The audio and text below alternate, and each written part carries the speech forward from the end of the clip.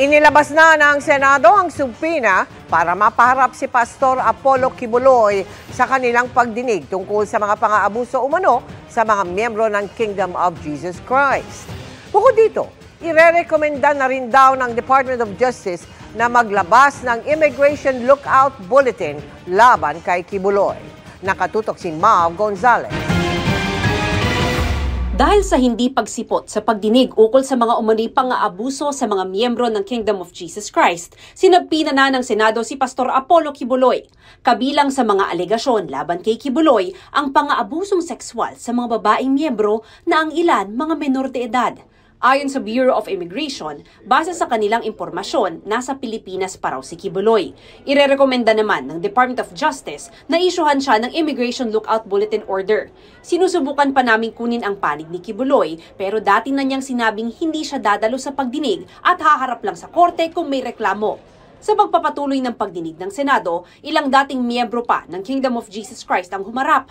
Lahat sila nakaranas umano ng pang-aabuso mula mismo kay Kibuloy, gaya ng hardinerong si alias Rene. At doon ko na po naranasan ang pananakit mismo sa kamay ni Kibuloy. Pag hindi po siya nagagandahan sa aming landscape sa mansyon niya, sinasampal niya po kami at pinahampas.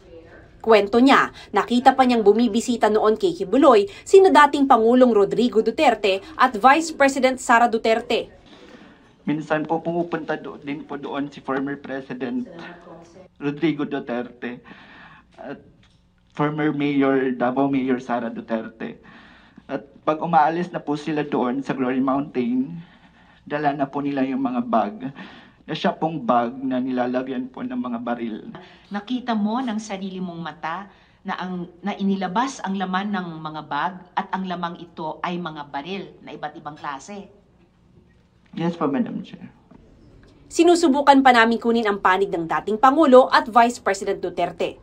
Samantala, ayon kay alias Jackson, pinagbabantaan na umano ang mga dating miyembro ng Kingdom of Jesus Christ na tumetestigo ngayon sa Senado laban kay Kibuloy. Dagdag niya, lumapit siya sa umanika ng kamay ni Kibuloy na tinukoy niya bilang si Enteng Canada para sabihin ang kanyang plano umatras na bilang testigo sa Senado.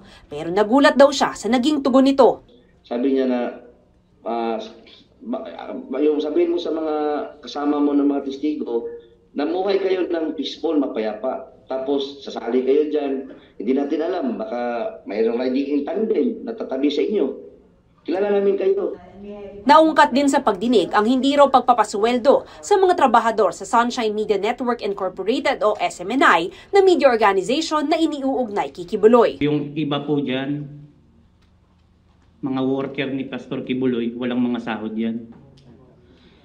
May outsiders, ano po, Elias David? Wala pong mga benepisyo. Illegal talaga po yan. Bawal ang papagtrabahuin mo ang isang tao at hindi mo bigyan ng sahod at mga benepisyo na nararapat ayon sa batas. Hindi po ba ito in fact human trafficking? Kasi parang indentured slavery na ito eh. Lumalabas, SMNI is engaged in human trafficking. Yes, good morning, Madam Chair.